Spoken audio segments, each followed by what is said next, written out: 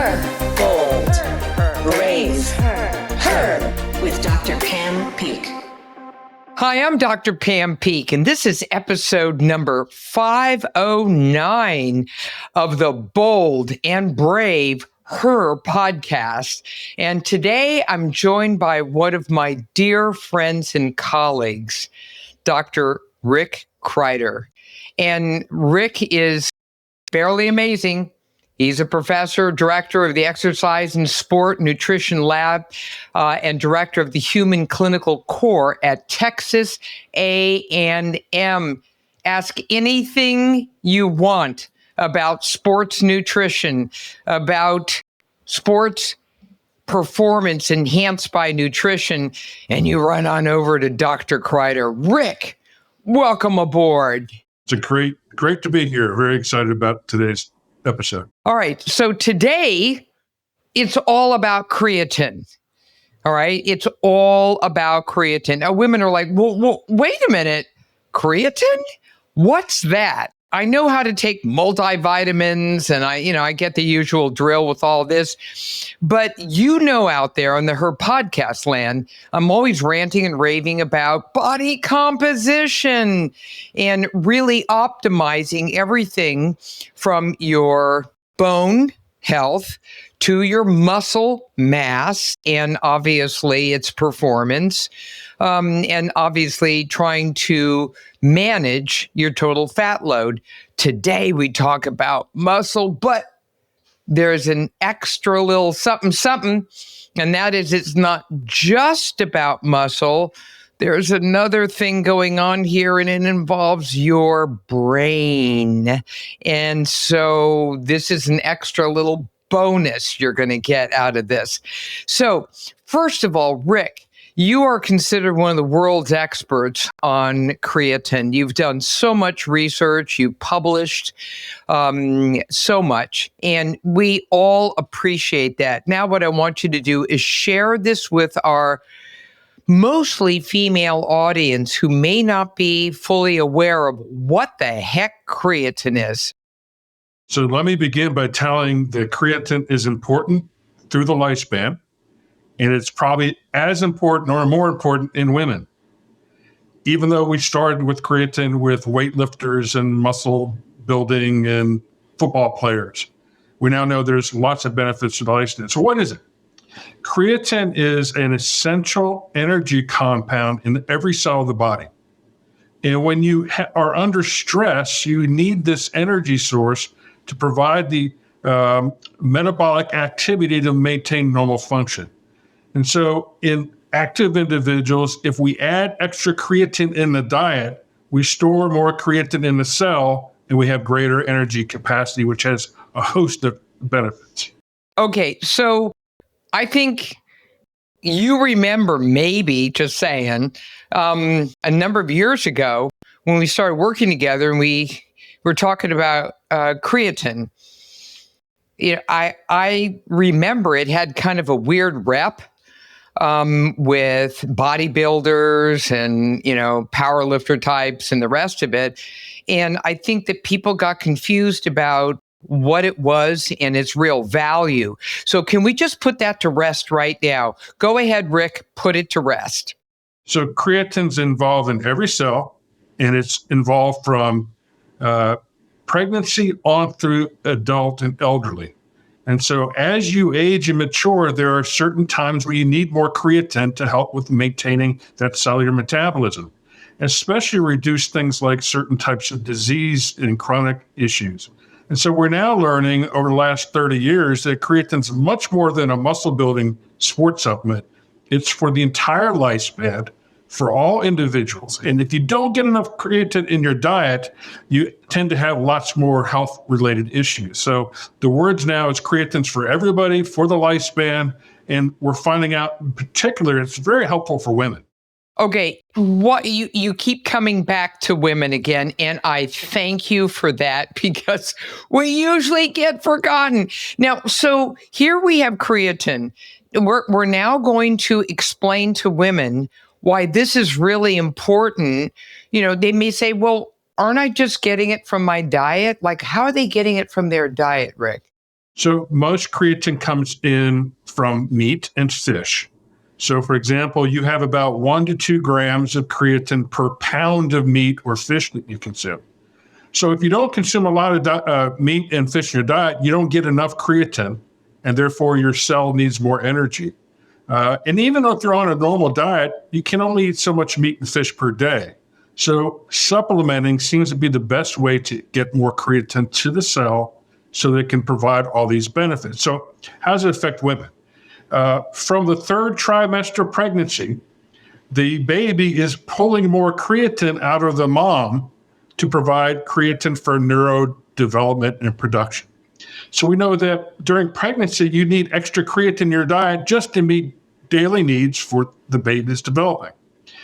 As you go through young maturation and go through puberty as a female, we know that girls with less creatine in their diet have more menstrual cycle irregularities, more issues as they develop. And this actually goes all the way through into adulthood until postmenopause. We now know that creatine is important to be timed around the menstrual cycle. So there's almost like an additional loading strategy that women can use to get that advantage over even men. And so as we look at the lifespan of a female, there are times where creatine's of greater need, and providing extra dietary creatine helps women manage and be healthy all throughout their lifespan. So this is like mind-blowing, all right? I'll tell you why. No one says anything about this. I'm not kidding you. It's not like, when's the last time you saw an ad for creatine for women? You know, it's like never.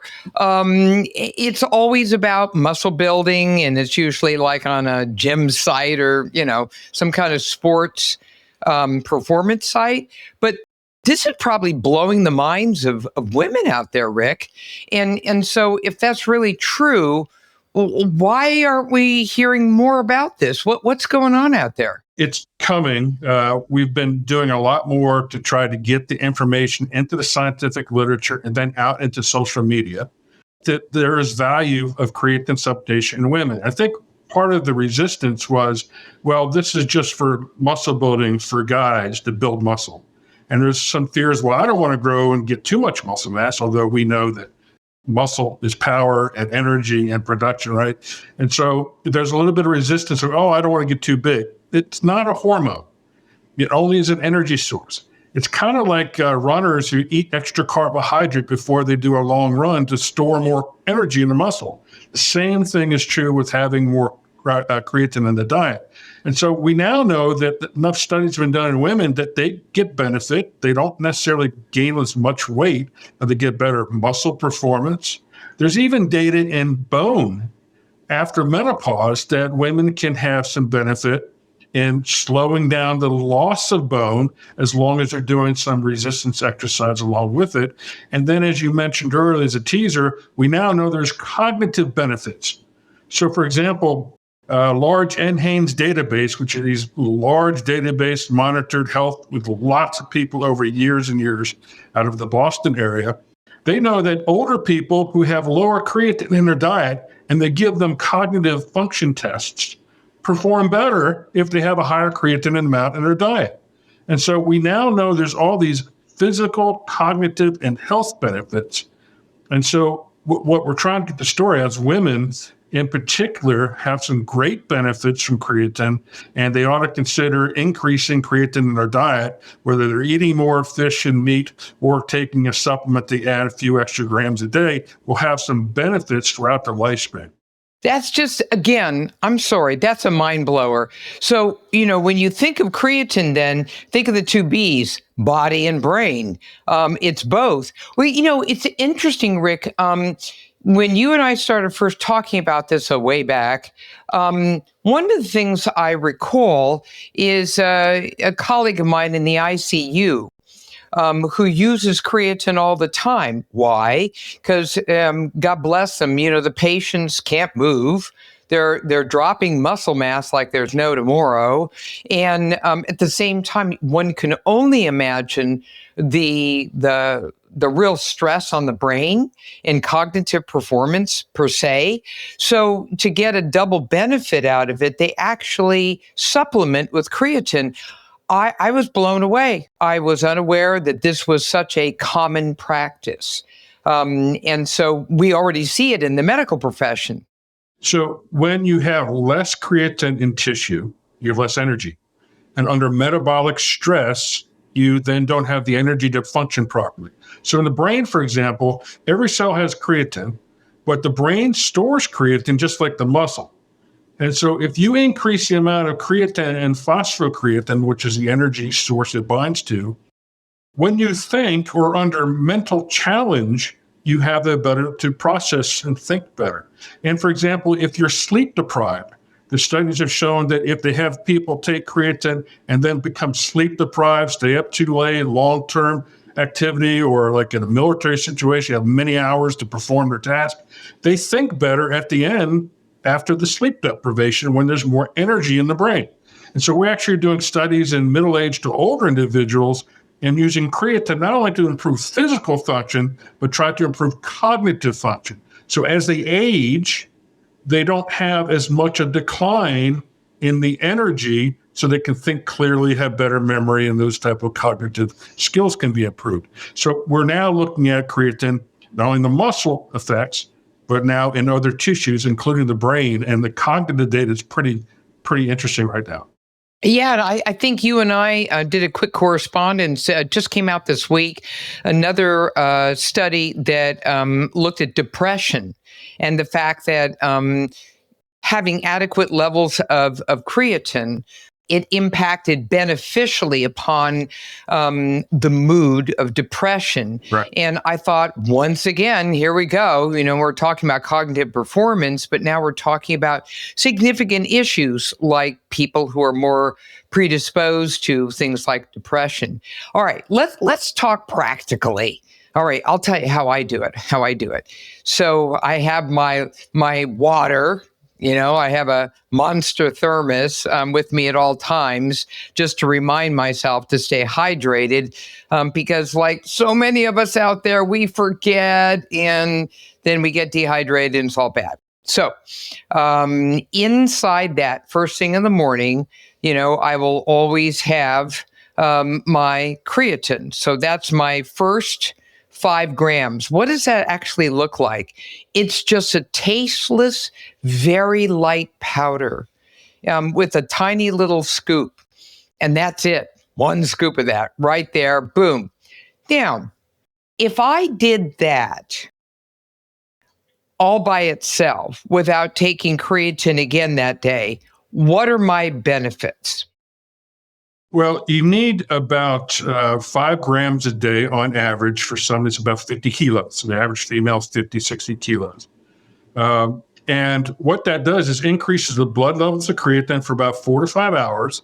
And that's enough time to help move creatine into the tissues to maintain elevated stores. And we still tell folks to load, to get the creatine up as quick as possible for about a week. You take 4 teaspoons, about 20 grams, 4 times a day. And that is enough to be able to load the muscle. And then that once a day after that 5 grams or so is enough to keep those elevated stores. Now, this is particularly important for women. Why? Women typically don't eat as much meat and fish. Why? Because when they think that they diet, they got to go and eat more vegetables and, reduce more plant-based foods, and there's almost no creatine in plant. So vegetarians, for example, have very low creatine. If your gas tank's 100% is full, they typically have about 50 to 60% of the creatine stores. So adding extra creatine in women, they tend to have a lower dietary intake, and therefore it has a beneficial effect of just 1 dose a day. And that means that you get your gas tank up with loading up to 100%, and then that 5 grams a day that you take every day is enough to keep it at 100% all the time. And so you have plenty of energy to meet the demands of daily activities. And when you're under stress, Women are under stress. We all know that, right? Under lots of reasons, everybody's That's under in our stress. DNA, honey. I mean, we're born stressed. We're like, get us out of this 9-month thing and let's get on with the show. Which is why it's so important to have that extra creatine, because it helps you handle the stress, helps you handle the cognitive challenge, helps you handle the physical activity without as much tiredness or fatigue, because you have energy. And when you don't have energy, you have lots of issues, and it makes even disease management much more difficult. So it's just important to have in your diet. And that 5 grams a day goes a long way. I put in my yogurt, had some this morning, mix it in there, it goes great. My wife puts in her coffee, and no reason not to, and it just slams it down. And some people just put it in a drink or a fruit juice. It's better to take it with carbohydrate and protein. So that can help you put it in a shake if you have a day. It doesn't really matter when, as long as you get about 5 grams a day on average. Why is it better to take with protein and carbohydrate? So creatine storage in tissue is glucose, sodium dependent. And so if I co-ingest creatine with glucose, like a sugary drink, I facilitate more absorption. Okay. And if there's a little salt in it also. You get the same effect when you get protein with carbohydrates. So they've done studies, initial studies. We added it with carbohydrate, stores more in the body. Added it with a carbohydrate protein powder, like a typical post-workout supplement, it stores more in the body. So there's actually even studies where if you are a runner and you're creatine loaded ahead of time, and then your carbohydrate loads for the big marathon race, you store more glycogen in the muscle as well as creatine in the muscle because they go in together. And so the best time to take it once you load is throw it in a carbohydrate protein drink, post-workout, get your carbs, get your protein, stimulate protein synthesis, and then you check your creatine for the day. So I don't do sugary drinks. That's like, it's so last year.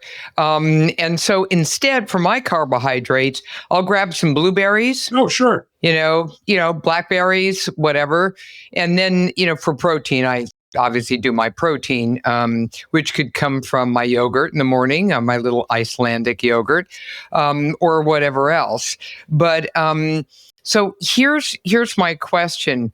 When's the best time to do your creatine? Do you get better results drinking, say, for instance, your creatine during a workout, before a workout, after a workout? Great question. So there have been studies where they've given it beforehand and after. Really no reason to take it during because you just can't absorb it that quick. But the study shows as long as you get it in the diet at least once a day to keep those stores up, you probably get the same benefit. There's a little bit of data. If you take it beforehand with carbs, you might get a little bit more advantage, but not enough to make it worthwhile and have to take it beforehand. We like recommending after exercise because you've just stimulated the body and you want to increase protein synthesis after working it out. And so providing some amino acids, essential amino acids like a whey protein with creatine at that time, as well as a little bit of carbohydrate to replenish your carbohydrate glycogen stores that you use during activity. This will help facilitate recovery. And because it's co-ingested the creatine and amino acids, you get the better absorption profile of creatine. So we recommend after workout, mainly for convenience and to get that little advantage of the absorption due to having carbs and protein with your post-workout supplement. So I kind of drink it while I'm lifting, you know what I mean? And maybe I'm on the elliptical or something, but I don't drink at all. I just do it for hydration, but I have so much left. And then what I do is after I'm done, I already, have my thermos ready to rock and roll. And so I think I've been doing it okay then. But here's my question. So from what I'm hearing, 5 grams of creatine, little scoop, is good for your health as a woman, right? Especially if you're vegetarian, vegan, because you're way, low on your creatine, which is not great for your muscles or your brain. But let's say I want to build some muscle. I want to rock and roll here in a different way. So not just for health benefits, but, I'm looking to kind of put it on here. So I've heard from the grapevine, that basically means from your studies, that 10 grams is kind of where it's at. So how do you dose that? How do you do that? So if we're trying to build muscle mass, our initial studies actually gave creatine about 7 grams in a carbohydrate protein shake, kind of like a post-workout, 3 times a day, 25 grams a day for 12 weeks in one study and for years in another study. And when we want to really put muscle mass on, that's our strategy.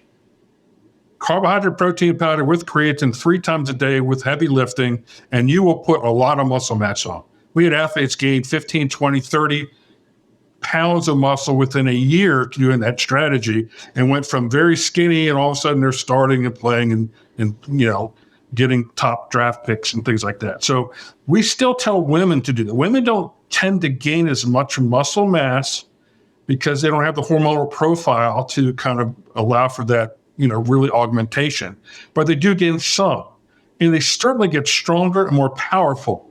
And so if we know that extra creatine is good for not only the muscle, but even the brain needs a little bit more creatine to get into the brain.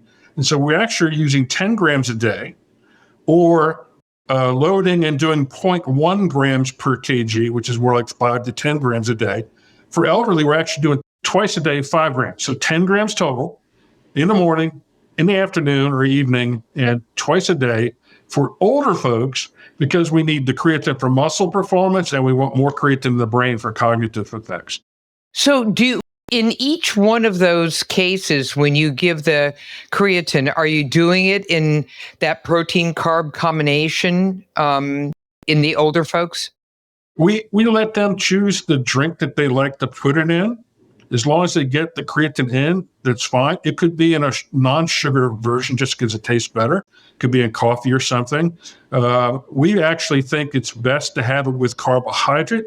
The only thing with elderly you have to worry about is, too much glucose and insulin responses and things. So maybe a lower glycemic, like you're talking about with the fruits and berries and things. Great antioxidants, anti-inflammatories, lots of benefits from that, but also a little slower release of carbohydrate. You still get some benefits from the greater absorption. So we tell them twice a day, put it in a drink that they like to consume, something that's not too sugary, not too insulin responsive, more of a low, moderate glycemic, or put it in yogurt.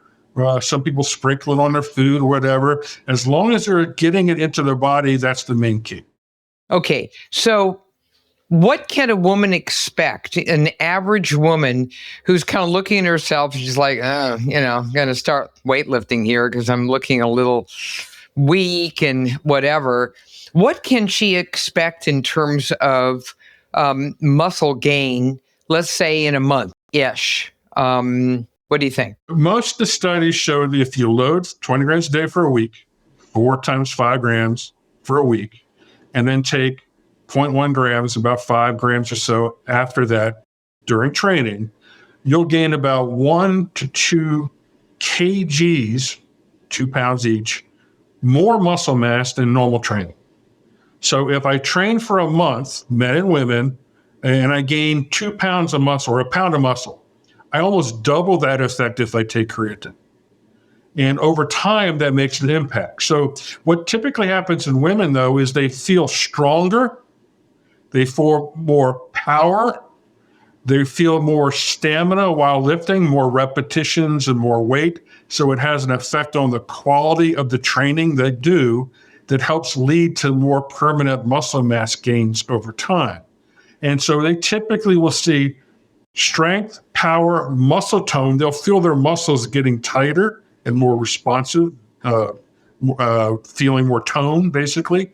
And they'll start seeing a slight increase in muscle mass as they continue their training. But it's primarily a real great performance enhancer for women. And, about an extra pound or 2 a month of muscle mass is what you typically see. Oh man, this is just mind blowing. I mean, everyone out there I know in the Her podcast land is taking notes furiously, like, whoa. So we're going to get to some more practical points when we come back.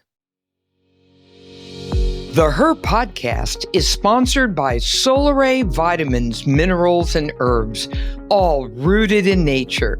In addition to women's multivitamins, Solaray, Solaray, is presenting the new Her Life Stages products, providing support for the menstrual years, including PMS, perimenopause, menopause, and postmenopause, and even libido. This integrative holistic approach has a woman's back throughout her entire life journey. To learn more about Her Life Stages, you've got options. You can run on over to your local health food store or check it out at Whole Foods, Sprouts, Amazon, or scroll over to solaray.com and use promo code HER20 for 20% off your purchase. Women, Solaray's got your back. And we're back. All right. Now, how does this change in a woman as she ages? So, for instance, are her creatine needs levels, do they change significantly as she ages? Let's just say she's now passing through menopause. She's 52, whatever, and she's knocking on 60's door and all the rest of it. What happens 50, 60, 70, et cetera?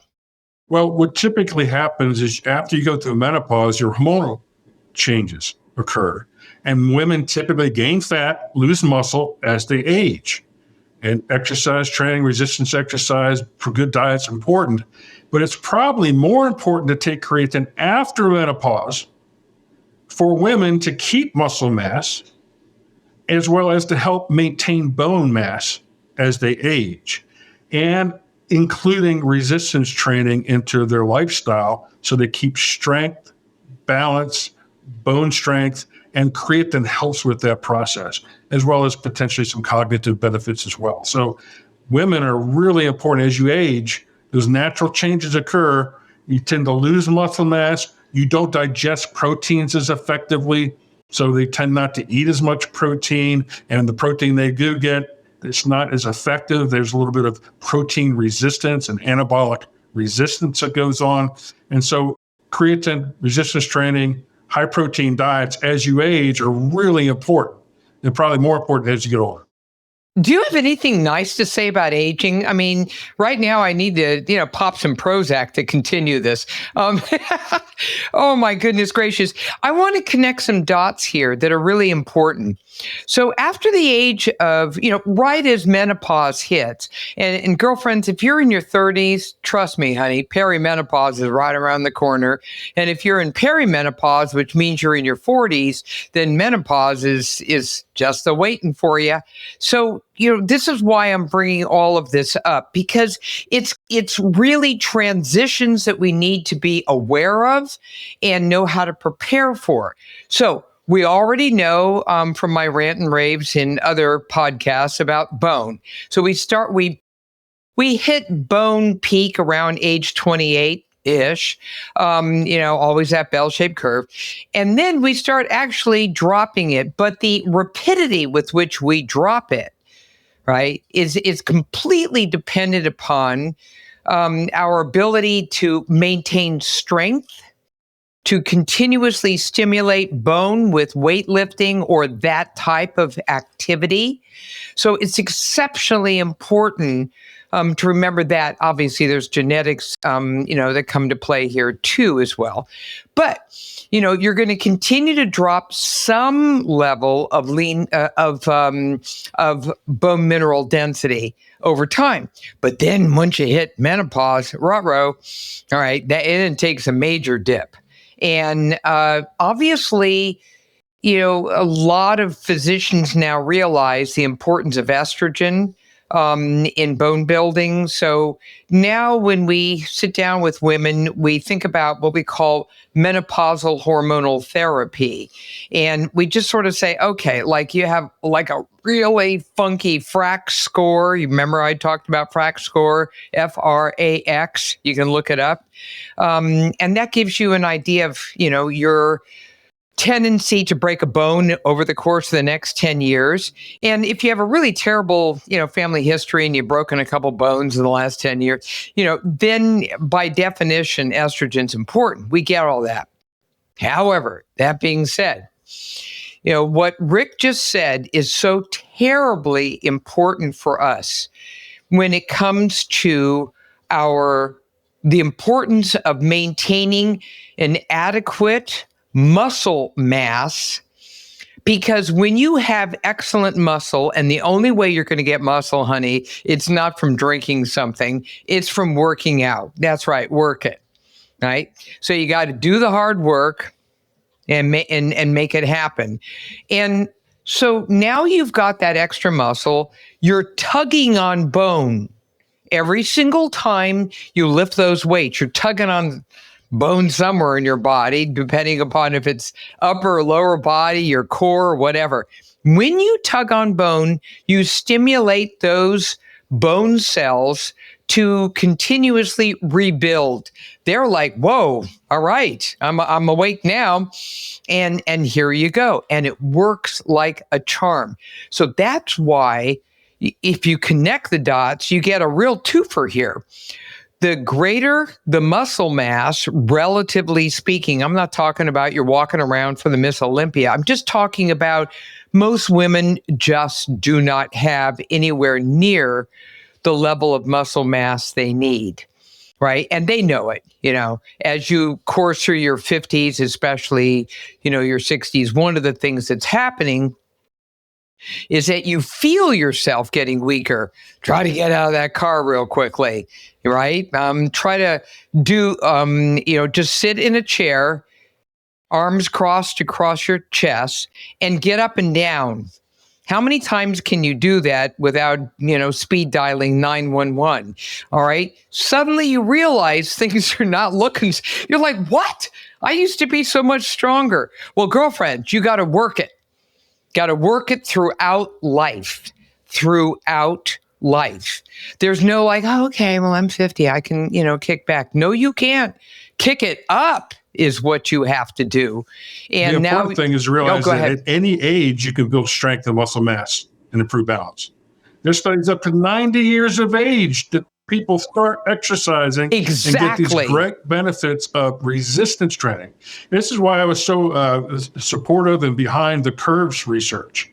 It's because Curves was like the first fitness facility to actually make lifting weights in middle-aged to older individuals and women a kind of a common thing or a more accepted type of exercise. Resistance training, higher protein, and creatine are essential for providing muscle mass, strength, and balance as you get older. And let me give you this story. Darren Candow from Canada did a 2-year study in older individuals and specifically looked at bone mass and found that those who were resistance training and on placebos lost bone mass, but not as much as controls. It helped. When you took creatine, which was about 5 grams or so a day, it prevented the loss in bone mass, and meaning you were stabilizing and not losing. And so the real challenge is as you get older and these hormones and things change, is you're trying to prevent the decline from going too fast down, as you talked about. And so if creatine and resistance training and a higher protein diet help slow that process, you're not going to get osteoporotic bone fractures and hip fractures as you're getting 70, 80, 90 years old, because your bone's strong enough to handle it. If I have better balance because I have more strength and more core strength, I don't fall. I don't break my hip. And as you know, as a physician, once you break your hip, it's not a good prognosis after that for the next 18 months. It's very poor. And so if we can prevent that in women as they age and make taking creatine and post-workout protein and resistance training part of their normal daily lives, we can really dramatically improve functional capacity and quality of life in women as they get older. It's really important. I just thank you. Amen. Amen. Hallelujah. Is all I can say. And, there's something else. I'm writing my next book right now. And, I came up with this whole issue of what happens in your seventh decade of life, and that's in your 60s. And that is what I call the muscular apocalypse. And that is, I don't care who you are, if you're a Masters Olympian, whatever your issue may be, that's all special. Thanks for sharing. However, one of the first true age-related changes in body composition is actually a drop in your muscle mass as you go through your 60s. And it's so the way I like to look at it, if someone told me that, is like, whoa, I'm going to bank some body here. So I'm going to make certain that I'm really trying to be someone with enough muscle to be able to, go through my 60s and not suddenly realize I'm becoming so weak that I'm knocking on frailty's door, which is a terrible thing. You never want to enter frailty.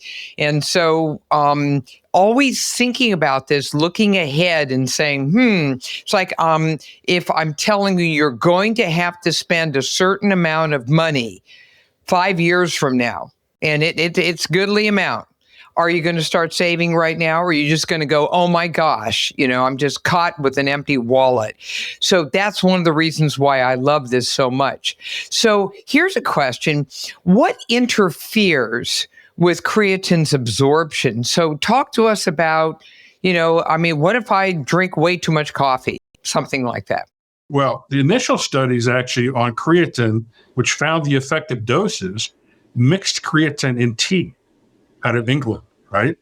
And so they never suggested there's any effect of caffeine. There have been a couple studies where they've given caffeine plus creatine in a loading type of situation and found that the caffeine kind of offset some of the benefits of creatine because you're getting benefits also from caffeine. And so that kind of has been part of the thought, well, maybe you shouldn't mix creatine and caffeine together. They may compete a little bit for storage. I still hear people say that. I'm not as convinced. And this is why I have no problem my wife putting it in coffee, because there are many studies where that was not a factor and they saw wonderful benefits without restricting caffeine, without being worried about what they mix it in. If you take enough creatine, it's going to get in the cell. It's going to get into the muscle and be available for metabolism. And so maybe you may not get you only get 99% absorption. Okay. You just take enough of it, you're going to have enough your body needs anyway. Whatever you don't need, the body will excrete out. And so as long as you're getting enough creatine, I've not been too worried about the potential caffeine. Now, from an exercise, you get benefit from caffeine, even on neuromuscular. And so maybe you won't see as much significant differences when you compare the two, but they both are needed for different reasons. So I've never had that issue. So I have no problem. I still just put it in my water. It just tends to be one of my easy things to do. And by the way, again, it's tasteless. You don't even know it's there. It just absolutely dissolves right before your very eyes. Let's go to go ahead. You've heard maybe that if you take ibuprofen, the tox inhibitors and things for pain and you're lifting, it can negate the edit changes. There's almost every top athlete that's huge in muscle takes a lot of those, the aspirins and things like that, and they're not having an inhibition. So maybe in a beginner, it might cause a little effect, but so I have the same type of thought with caffeine. So anyway, that's not been an issue. Oh no, that's an important point. So let's flip over to sleep. I've read some really interesting data about this. So what is creatine's effect on sleep? Well, it provides energy in the brain. So if you're trying to sleep, you might be able to recover, think, process, dream, go into deeper sleep. maybe that can have some benefit over time. There have been a few surveys that have looked at how creatine in a diet, people with higher creatine tend to sleep better, have less kind of problem like that. And we do know that if you take creatine and you do sleep deprivation, you have handled that deprivation much better. You can think more clearly. So I think there's some relationships there. I haven't seen enough studies on it for long term to say, well, if you take it, you're going to have better sleep quality. But it does make sense that if your brain has more energy, it can function and recover and repair better at night. That's amazing. So it's good for sleep deprivation as well. And that, when I read it, really came to me as a great surprise. I had no idea. It's like every time I turn around, Rick, there's like something else about creatine. It's like if you're not taking it, total loser. Okay. You should be out there taking your creatine. It's just so important. And you mentioned the issue about stressed brains, as it were. So women by definition are stressed. I think that it's kind of like, what can I say? Right? Enough said. And so if that's really true, all the more reason for taking at least 5 grams a day, right? Yes. But is it a linear thing, an additive thing? If I take 10 grams a day, 5 and 5, do I get even more benefit? Yeah. So we think the data shows that creatine monohydrate doesn't go across the blood-borne barrier as effectively. So you need higher doses of creatine to get into the brain and increase the stores. And this data actually came out of kids that don't synthesize creatine on their own. Your body can produce about half enough creatine synthesized. And so in these kids, they have cognitive decline and they have poor motor development, especially in the younger years. And if they find out about these creatine synthesis deficiencies early, they can treat it with high dose creatine, like equivalent to be 50 to 70 grams per day for an adult. That they then have much more normal maturation and development. And so it's really important. So we know that it takes a lot of creatine to get in the brain. And there have been studies of 10 to 30 grams a day, actually, for years in patients with some things like Parkinson's and other things where they were trying to see if creatine could help with that. And we know that it does take more creatine to get in the brain. And so 10 grams a day is what the consensus is now if you want cognitive benefits. 2 doses, 5 grams a day, morning and night, and it seems to be enough to get in the brain over time and increase your energy by 15 or so percent. And that's enough to get a cognitive enhancement out of creatine. All right. So as we're kind of winding this up, let's get practical. Who should not take creatine? I can't think of anybody that would not benefit from taking creatine. There are, maybe some clinical conditions like Parkinson's where there's more neurological damage. They do get benefit from other reasons for taking creatine, but the disease doesn't seem to be affected. On the other hand, when there's pathologies that affect muscle function, like Duchenne's muscular dystrophy and those things, creatine has been used for a long time as a beneficial thing. But for general healthy folks, I mean, the studies are pretty clear now. If you don't have enough creatine in your diet, you have a lot of health-related issues that are worse as you age. And this is going from kids. For example, in kids, if they don't have enough creatine in their diet, they grow up with less muscle mass, more body fat, and they're shorter. And then women have more menstrual cycle irregularities without enough creatine. And then you get older individuals. There's studies in older folks that higher creatine in the diet have less things like angina, pain, and heart disease. And so there's really no reason throughout the lifespan not to take creatine unless your physician says, no, I don't want you to do it. But I don't know why a physician would say that. Would kidney disease, is it excreted in the kidney? Yeah, so here's what happens a lot of times, physician. Your creatine is converted to creatinine. So if you're using creatinine as a marker of renal function, which a lot of the baseline physician will do, they see a slight elevation. They say, oh, no, we better watch out for that. But that's natural because the more creatine you have, you're going to have about 1% to 2% degraded per day. It'll be excreted in the urine. And so that's a normal change from someone who's got more muscle and more creatine. And so there's studies now that have used creatine in dialysis patients. All right, so now you got me at dialysis patients. Okay, if it works for them, then I'm all about that. I think that is.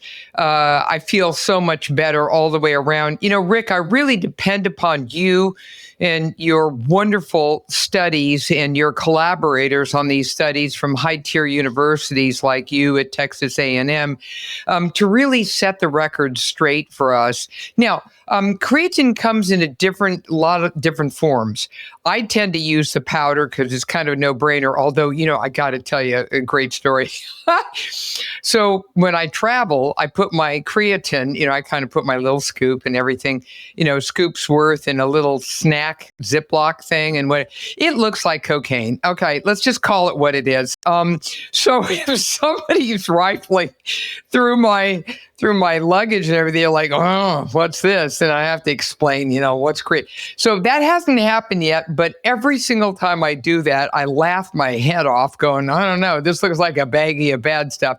So it also comes as a gummy, and how else does it come? They have gummies now, and as long as it's a quality gummy that doesn't degrade at all, then it can be an okay source. Powder is usually better because it has no conversion to creatine. If you put creatine in fluid and let it sit for a week, about 30 to 40% will convert to creatinine normally. And so by taking the powder, you don't have to worry about shelf life. You don't have to worry about what it's in, whether it's going to be potent. Gummies, there's a few gummies that actually have shown to have a little bit more creatinine than you would want in them. So I still say powder's probably the best. I do like the gummies. There's a version called Create, which is a really good source, uses pure creatine monohydrate. And as long as it's fresh and it's not been sitting in your cupboard for a year, you're probably okay. And then there's different ones with liquid. I'd say stay away from those because the shelf life couldn't be very long with those. So, and then the last question, dosing. When do you do it? So is it like a certain number of hours in between? So if, like I usually like to start I do my workout, in the morning. So I'm already kind of at it no later than 8 in the morning. So when should I, take my second dose of 5 grams so I can get an optimal sleep and I can get the optimal brain and the muscular? It takes about 4 to 5 hours for the creatine levels after a 5-gram dose to peak in the blood and start to come back to baseline. So that's why we say 4 times a day, because then you're maintaining the peak 4 times a day and you have an overall accumulation. So if you're taking 2 doses, one in the morning, one in the late afternoon or early evening, seems to be best because then you're getting some, maintaining the levels. And we tend to say between meals, because if you have protein in your meal, you're going to get a little creatine there. So then if there's between meals, you're kind of spacing out and getting that kind of 4 doses per day. Your meat has about 1 gram per pound. And so if you have, your normal dinner and it's got some, nice salmon or something in it, you're going to get creatine with that. You don't need to add more creatine to that. But then before you go to bed, it'd be a good idea. Or in the morning when you first wake up, if you don't have a big meal, to have it then. So we say twice a day, as long as it's convenient and interspersed between foods, probably the best way to go. So for the women out here in the Herb Podcast land, you're recommending at the very least 5 grams, right? Just to maintain, your decent levels, for all of our wonderful female functioning. But optimally, it's 10 grams a day, 5 and 5. And you're also saying there's need for a loading dose over time? Well, at the beginning, you can eventually get your creatine stores up to high levels by 5 grams per day, 10 grams a day. You can even get there at 5 grams a day, but it takes you 4 to 6 weeks to get there. Okay? So if I want the benefits right away, we know the loading is the quickest way to increase creatine. You maximize the creatine stores, and then you maintain those maximal stores to get the best benefit over time. And so we still say loading. There's really no reason not to load. And that's the quickest way to get the most benefits out of creatine. And so that's what we say.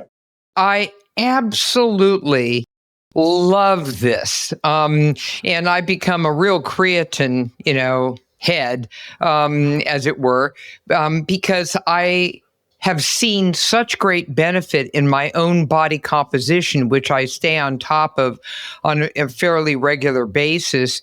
And I can tell you, when people say, well, women over the age of 50, whatever, 60, they can't really gain muscle or whatever. I'm like, I don't know. I think you should take some creatine. And listen, girlfriends, you are not going to get big. Most women pray to get a pound of muscle on board. So don't be thinking you're going to wake up and you're Serena Williams or something. She's just an incredible, extraordinary athlete.